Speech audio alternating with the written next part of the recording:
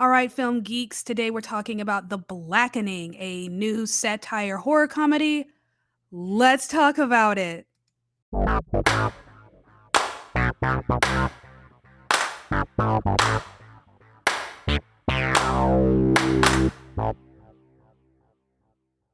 What's up, y'all? Welcome back to another episode of All Right, Let's Talk About It. My name is Savannah. I am your host. I do film reviews and film industry commentary.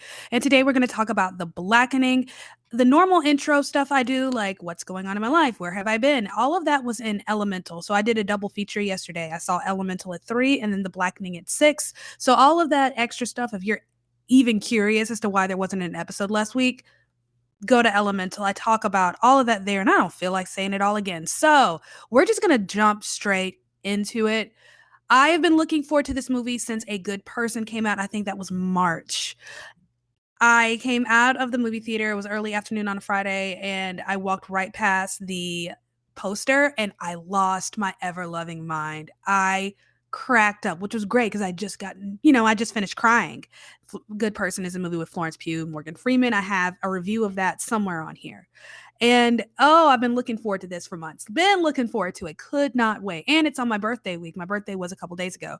So I was like, yeah, this would be an amazing treat. It's satire, horror comedy, a la Wes Craven, Scream kind of deal. Could not wait. There's even a reference to Wes Craven in this movie, which I thought was kind of sweet. I don't know if that was intentional, but yeah. Because this movie kind of falls into his kind of realm of things with, it being comedy, horror, satire, kind of making fun of old tropes and rules and just the genre in general. But does it kind of live up to that? That's the question. Now it's getting great reviews. It has like an 82% rating on Rotten Tomatoes last time I checked. But here's the thing though. This is something that I've learned and I'm just going to put it out there, and I've said this before, but it's been a while, that when it comes to Black films, I tend to take what critics say with a grain of salt. Why? Because Black films are not judged fairly. And by not judged fairly, I mean they're not held to the same standard that other films are held to. And I mean, they're kind of like not they're the bigotry of low expectations. It's kind of somewhere in that realm with a little bit of fear. I think a lot of critics are afraid to be 100% honest about Black films. And it's been like this, I want to say, since at least about 2016. This is how long I've noticed with the movie The Birth of a Nation, Nate Parker's movie Birth of a Nation. That movie was just not that great. Yet, critics were like, "Oh my God, this is a new epic slave drama. It's amazing. It's so beautiful." Like that movie was so flat, so boring. The acting was terrible. It was heavy-handed, ham-fisted. It just wasn't that good. And I'm like, "What are y'all talking about?" Like, there was an opportunity to tell an amazing story about a very complicated character in history, and he kind of just failed. He decided, I just want to tell this my way, and that's how the audience was going to take it, and it just didn't work for me.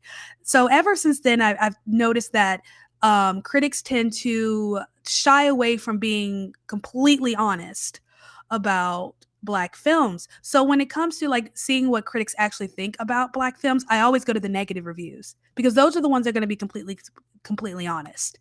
Not to say that they're always going to say all the negative things about the movie, but they're going to tell you everything. They're going to give you every little detail. So I caution you when you go to the theater and you say, "Oh, it's got such positive reviews." Just keep in mind this is a Black film, and critics are generally afraid to really critique Black films fairly. So when I saw this had such a high rating, I got a little nervous. I'm like, "Crap, this might not be very good." Because when critics say, "Oh, a Black film, it's great," it's usually not. The only people who get a fair shake are Tyler Perry and Spike Lee. That's about it. Any old heads from the 80s and the 90s, those directors, yeah, they get a fair shake because they've been around a while. There's an altruistic character about who they are as directors that's just a little more honest. So they get that critique. These newer guys coming out, not so much. Everyone kind of gets panned. No one wants to say anything too negative. Nobody wants to be accused of being a racist. So if what I have to say doesn't quite match up with what critics are saying, it's because I hold Black films to the same standard. If anything, I think I hold some of them to a higher standard because I want excellence. I want excellence. I want excellent Black cinema. We used to have it. You go back to like the 90s and the 80s, black films were excellent. Excellent.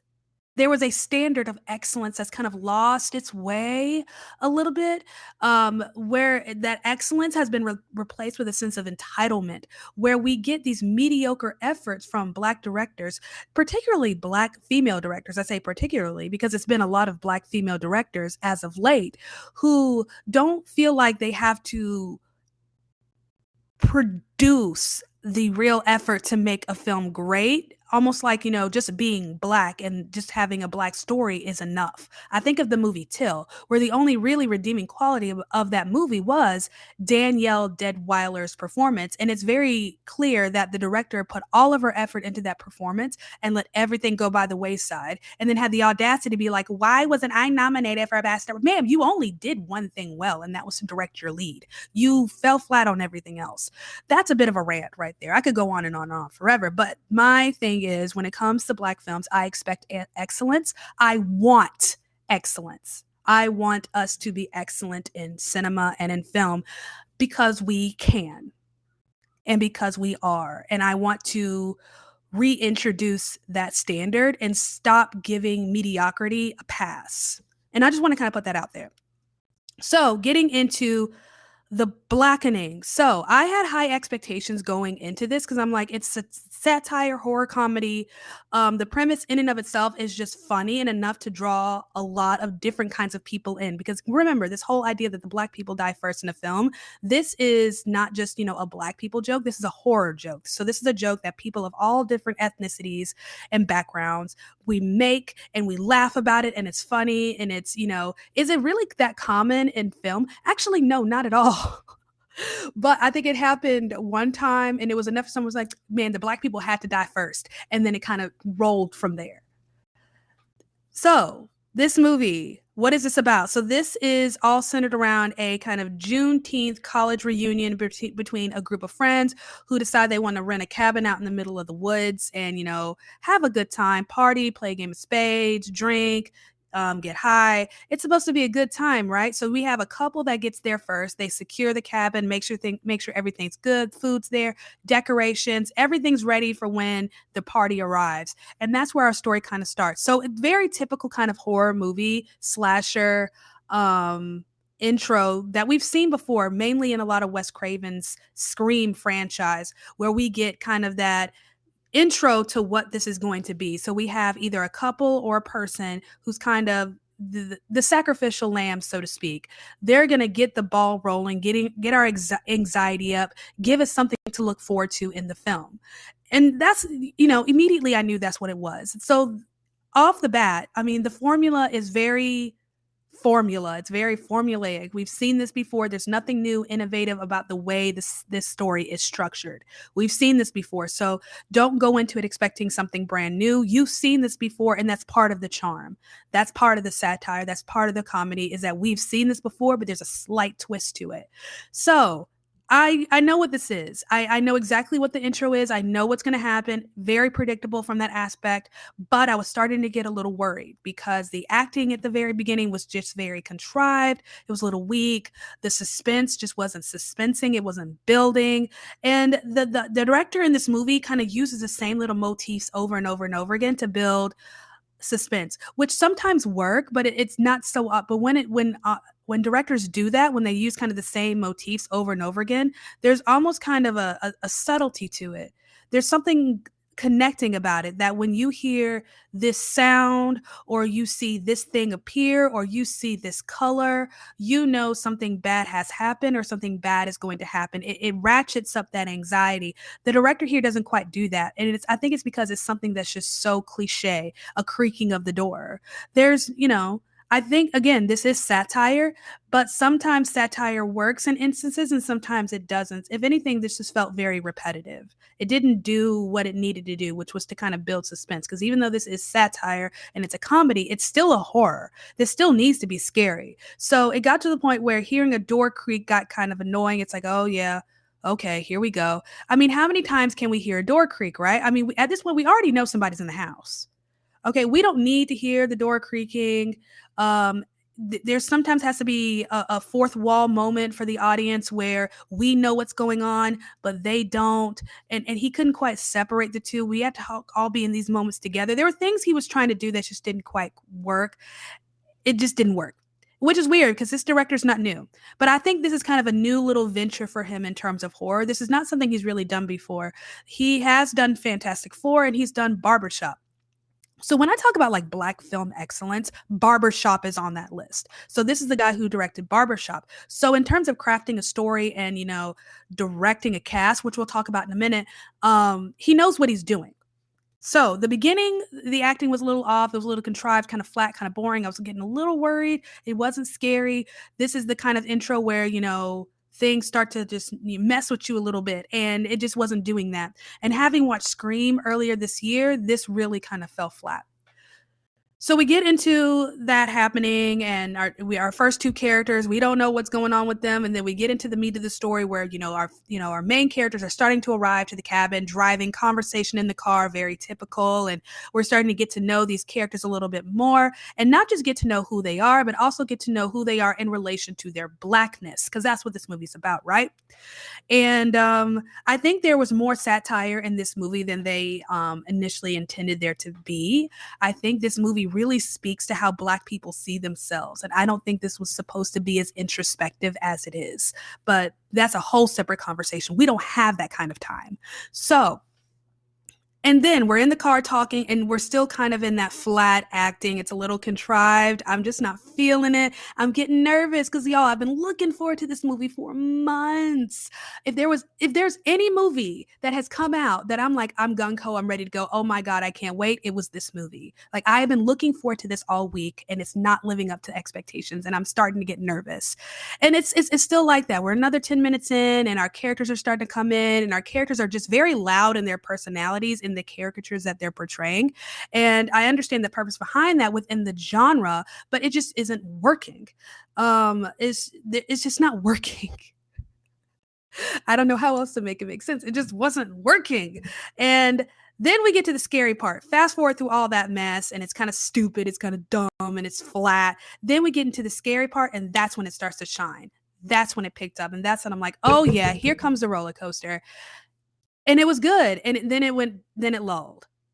And then it was great. And then it lulled. So this movie's highly inconsistent in terms of execution. It's a little unbalanced in terms of acting and story. Now, I mentioned a bit how this director knows what to do with a cast. When the actors are kind of doing their own thing as actors, they might, just having normal dialogue or just showing off their own personalities. It's a little weird, it's a little awkward, a little cringy. But when these actors are working together as a unit, when they're truly an ensemble on the screen, it's golden. It's so much fun. So once we get to the part where it gets a little scary and it gets funny and it gets actually funny, it's a roller coaster ride. This is great entertainment. Now, again, the movie is a little unbalanced, a little uneven. The execution is inconsistent, but there are moments of this where if you don't see this in theaters, you are definitely missing out. Spoiler alert, there is a moment with the O'Reilly jingle, and my God, it's stuff like that that makes the theater so wonderful. Yeah, so I don't even know how to make any of this make sense. So, yeah, the beginning just didn't do it for me, and then we get kinda into the climb where the story starts to build a little bit, and that's where it really hit off for me, and I couldn't stop laughing. It was too funny. The movie's not really all that scary, but it's hilarious in parts. Some of it's a little relatable, some of it's kind of, hyperbolic, but that's satire for you. It's supposed to magnify and make things a little more extreme, right? So I feel like I'm not explaining any of this very well. Ugh. I enjoyed the movie, but there were moments where I was very disappointed, and I felt like if the director had taken more time to really craft these characters, learn a little bit more about what it means and what it looks like to build suspense, this would have been an absolute perfect film. But it just kind of missed the mark on that. However, it's so damn entertaining. All of that is kind of easy to ignore. It's easy to forget, okay, the beginning didn't do it for me because this middle has me leaning over in my seat, barrel laughing. So it's so funny. It's so funny. It's a lot of fun. It's a good roller coaster ride of a movie, a great theater experience. The acting is a little off when they're by themselves, but as an ensemble, they're amazing. They're amazing. Now, my issue with some of the characters, though, because each character represents its own stereotypes, and maybe this is a genre thing, but it just bugs me a little bit. And Jordan Peele did this a bit in the movie Nope, because instead of having like actual characters with their own distinct stories and personalities, he just had the actors playing a personality. So, Kiki Palmer was just very loud, obnoxious, and slightly ghetto. And then you had Daniel Kaluuya, who was kind of quiet, reserved, and just a little drawn. Like they were just playing into those personalities instead of playing actual characters. And we're seeing this a little bit here where you had, I think her name was like Shanika, was, just typical loud, black, and ghetto and saying the N word like in every other sentence. And then you had your gay black man who was a little extra flamboyant and sassy. He was the GBF, like really playing into that. Then you had your kind of intellectual, bougie black woman who didn't quite. No, she did. She did. She played into that. We find out later that she's a lawyer. Then you had your kind of your whitewashed black guy who was just probably the biggest caricature. I think this really speaks to how the director and the writers view blackness. This is where I was talking about. It really speaks to how black people see themselves and what they view to be what many view to be valid and invalid in terms of what blackness is. And it's clear that any black person who's not quite up to that level of blackness is a clown in their eyes. And so you have your whitewashed character who is just to the extreme. Everyone else is, walking the line of some kind of reality, but they took your whitewashed character and they made it so extreme to the point that it was very obvious from the get-go that he was the bad guy. Sorry, spoiler alert. So there was no subtlety to it at all. There was no nuance. There was nothing realistic about it. Just a lot of ignorance on the part of the writers, and then that ignorance kind of translates into the rest of the characters. So you kind of knew where this was going from the very beginning. It wasn't a shock or a surprise. It was a very predictable ending. So who's in this movie? So this is directed by Tim Story. I didn't even get to that part. So yeah, directed by Tim Story, written by Tracy Oliver, Dwayne Perkins. So Tracy Oliver, just looking at some of the things she's also done, The Misadventures of Awkward Black Girl, which is, I guess, a television series that was short-lived, The Neighbors, Survivor's Remorse. She was a writer for First Wives Club and Harlem. She was also a writer on Barbershop, The Next Cut. I don't think Tim Story directed that one. No, this was Malcolm D. Lee. I like Barbershop too. Good movie. Girls Trip, Little, The Sun is also a star, and then also The Blackening. Dwayne Perkins, I believe, is one of the actors. Yep, he plays Dwayne. He is the sassy black gay guy in this movie, and he's a graduate of DePaul University. You go, sir. And as far as his roles, he's also written for Brooklyn Nine-Nine. He's also he actually was one of the writers for what this movie is based on, which is a short film called The Blackening. Three Pete presents The Blackening. He was on Wild 'N Out. He was also a writer on The Amber Ruffin Show, a writer for Clue and Chopped and Screwed, which, these are things that are up and coming for him. As far as film goes, he was in Roundabout, American Animals Followed, the Bobby Roberts Project. And so, yeah, these are people who have been around for a good while. And this also stars Grace Byers, Jermaine Fowler, Melvin Gregg, ex Mayo, Antoinette Robertson, Shaniqua Walls, Jay Farrow, and Yvonne Orji. So, a nice stacked cast. A lot of these seem like newcomers. I haven't heard these names before. Probably in a lot of black television that I just don't watch, and I know that sounds sad. You have Grace Byers, who was in Bent. She was also in the show called Empire. Yeah, I've never watched Empire. I'm sorry. My bad. I don't know what to tell you. I feel like some of these people looked familiar, but I've just never seen them before. Goodness, I need to catch up on some things, clearly. Yeah, no one looked familiar to me. So these were a lot of new people, not so much new, but just people who have done some smaller, maybe slightly unseen things. And this really is starting to bring them to the forefront. So I think this is a great opportunity for more Black actors to kind of put themselves out there and show that, hey, we're more than just these small television types, small film roles. I think there's an opportunity for Black cinema to explode here. There's growth here. There's growth and potential here. I would love to see another effort with these same three people. I know that sounds weird and it's probably unlikely, but I think there's definitely potential here. I think they could probably do a sequel. I would love to see a sequel. I would love to see a sequel. I'd love to see the growth and improvement. I think they could do more with this. I think there's potential here for a sequel. So, yeah, that's pretty much what I have to say about it. What else can I tell you? It's hilarious. It's barrel rolling kind of fun. It really is an opportunity to kind of laugh at ourselves. And I think that's what I really enjoyed about it most because these are the kinds of jokes we used to make all the time and it wasn't that big of a deal that we could really kind of laugh at ourselves and laugh at the stereotypes and make fun of one another. And it wasn't such a big thing. It wasn't enough to get somebody canceled. I think having this film here in 2023 is so refreshing. It's kind of a breath of fresh air in that way. I miss these moments where we could just laugh at one another. Now, I know I'm going to have some white people ask me, can I see this? Absolutely, 100%. It's hilarious. It's so much fun. I don't think there's anything in here that would go over your head. I think there's a lot in here that everyone has heard at least once. But I think for anyone, having grown up in whatever aspect of the Black community you grew up in, there's something in here you're going to find relatable, something that someone has said, something someone has done, whether it's, playing the game of spades or me being like me and I don't know how to play spades. I've played spades before, but I can never remember how to play. And that's part of my problem. And also the part of the problem with spades is that no one teaches you how to play spades. You have to watch and then hope you pick it up. And I love that they brought that in there because that's a problem and it gets on my nerves. So it's little things like that, talking about Black television, Black history.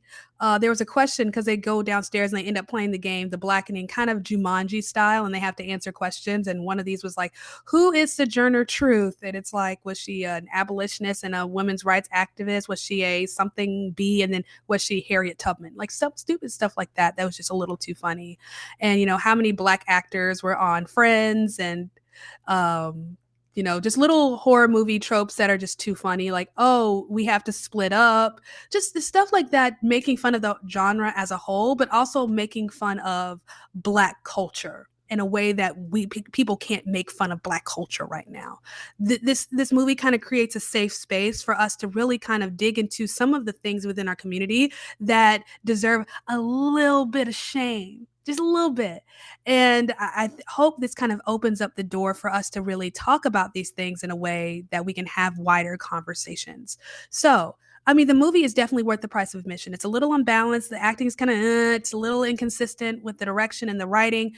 At times, the writing was very cringe. Especially in the very beginning, because it was like they wanted us to make sure we understood how Black these people were. And maybe that's just a personal gripe, because like I don't need all of that. But it was like they tried to take every ounce, every single Black piece of slang they could find and stuff it into the dialogue. For what? And it was kind of cringe. It was a little awkward. So yeah, it has those moments, but it is so funny. It's good fun, great entertainment. This is the kind of movie you see in theaters. I will always be an advocate for the theater, like going to the movies and taking the time to watch the movie the way it was meant to be seen. But then you have movies where it's not just about the way the movie was meant to be seen, but the way the movie was designed to be experienced. This was designed to be experienced in a large crowd with a room full of strangers, having those little moments of connection with the people next to you. That's what this movie kind of creates in a theater setting, and it's a beautiful thing. It's wonderful. I love that part of it all. So, highly recommend buying a ticket, going to see it. Let me know what you thought when you go see it. This honestly, I can't say this a lot about a lot of movies that I've seen this year. I would see this again. I'm probably going to see this again.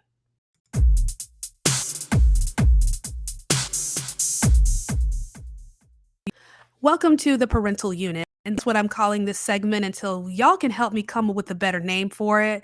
So, this is going to be the part of the podcast where I answer a lot of the questions that parents have when it comes to taking their families and their children to the movies. Questions about violence, sexuality, drug use, language.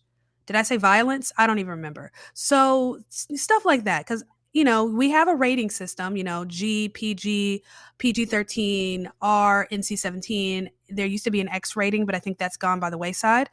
You have different websites that mention a lot of these things from different perspective, whether it's parental perspective or a Christian perspective.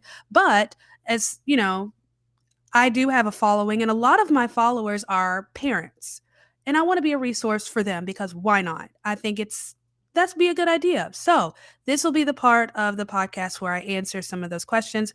Basically, is this appropriate for my kid? Now, this movie is rated R. It is a horror comedy. So, yes, it's funny, but it is a horror movie. Now, I've been watching horror movies since I was a very little girl, like 5 or 6 years old, but I also grew up in the 90s. And things are just a little bit different now. Parents are parenting differently. Like my mom at the age of like 8 or 9 years old would just drop me off at the movie theater and then, go do something for her. Like that was normal for me. She could do stuff like that. It wasn't that big of a deal and it was fun for me. I was a kid that could do that. That being said, you know your child. So you know what your child can handle. You know what your child can't handle. Now, your 12-year-old might not be able to handle a horror movie, but your 7-year-old can. And it was very much like that for my household. I was all about scary movies. My brother, who's 5.5 years younger than me, absolutely not. Like he had nightmares about Twister. We're sorry, he listens to my podcast. Bro, I love you, but it's true. And so that's the first thing I want to tell you is like, your kid, you know what your kid can handle, you know what your kid can't handle, you know what your kid can process, you know what your kid can't process. But I can give you kind of a bare bones kind of framework, and then you can kind of fill in the lines. Now, this movie is rated R for a reason, which means by the MPAA standards, this is not appropriate for children. If you take your children, no theater is going to let a kid in without parental supervision. At least they're not supposed to. That's kind of the rule for most theaters. So based on the rating, this is not appropriate for kids. Now, what I would say, just having watched the movie, this movie is definitely not appropriate for anyone under the age of 10. If your child is between the ages of 11 and 13, use discretion. I think a kid between the ages of 14 and 17, I think they'll be all right. Yes, there is violence because clearly this is a slasher film, so there's a bit of blood. The weapon of choice here is a crossbow, kind of cool. There's racism involved, but it's comedy, right? Satirical comedy, so it's not like overt offensive racism. It's the kind of racism you can laugh at. Language. Yeah, we have a character, her whole shtick is that she uses the N-word a lot. So you have that kind of language, your regular curse words, a lot of sexual innuendo, kind of, there are no sex scenes here, but there are, where it kind of alludes to characters having sex or using perverse language kind of deal. So that exists there. But for the most part, viewer discretion is advised. This is not appropriate for your elementary age kid. Use discretion with your middle schooler. I think your high schooler would be all right. But, you can follow that rating system as you will. Rated R, not appropriate for anyone under the age of 17 unless supervised by an adult. But that's my shtick on it. You know your kid. No, that's the best advice I can give you. Know your kid. And I hope that helps. Let me know. Want to advertise on this podcast? Check the episode description to see how you can be featured on the next episode.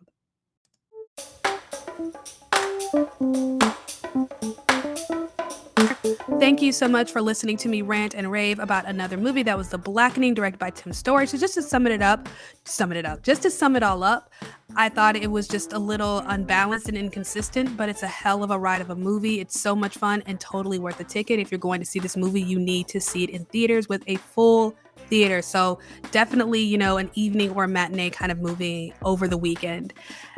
And yeah, that's about it. So what's coming up? So I mentioned this in Elemental. I'm just going to talk about it again here. Next week is going to be a little different. I'm hoping, cross our fingers that I can see The Flash maybe Sunday night and just, see all the major movies.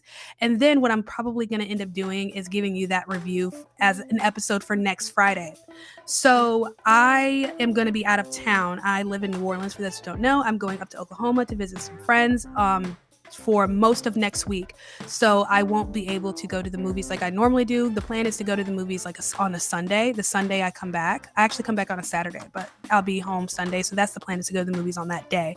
So yeah, that's the plan for next week. So I'll be out of town. It's going to be a little bit wonky in terms of episodes. Movies I'm planning on seeing, at least one or two of these movies I'm planning on seeing when I come back on Sunday is either No Hard Feelings and or Asteroid City. So the No Hard Feelings is the comedy with Jennifer Lawrence. I'm actually kind of looking forward to that because I adore her. And then the Wes Anderson film, he's kind of a hit or miss for me. I either like his movies or I don't. There's no in between. His style is just very distinct and I either jive with it or I don't. So yeah, that's what's happening there. And then the very next week is Indiana Jones, which had its premiere a couple of weeks ago in France, I believe. Isn't that where Cannes? Oh gosh, I should know how to pronounce this stuff. So yeah, that's coming out in a couple of weeks. That'll kind of end the month of June for us. And then July starts. And oh my gosh, I can't wait for Insidious. That comes out 4th of July week. Looking forward to it. I don't think there's any major movie coming out on the 4th of July, which is fun. I love 4th of July movies, but none this year that I know of. So yeah, and then we get into July movies, and July is packed, y'all. Barbie, Oppenheimer, Mission Impossible. Oh, I can't wait. A lot of big blockbustery kind of films. So yeah, I mean, June has been stacked, July is stacked, and then August, it kind of, evens out a little bit, and then we kind of wade into spooky and Oscar season. This year is going by so fast, y'all. But that's what you've got to look forward to. That's what I have to look forward to. Let me know what you thought of The Blackening. If you saw it, help me come up with a name for the little parental unit corner of my podcast. I need something cute and clever. I'm also considering renaming this whole podcast. All right, let's talk about it. It's fun. It's kind of a shtick that I did on TikTok, kind of unintentionally so. It was just something to kind of transition me into doing the review. But I know that title doesn't exactly really represent what this podcast is. So I've been thinking about possibly changing the name. I just don't know what to. So any suggestions would be helpful. Anyways, I love you all greatly. I hope you have an amazing weekend. If you go to the movies, let me know what you saw. Let me know what you thought. And I will see you next time.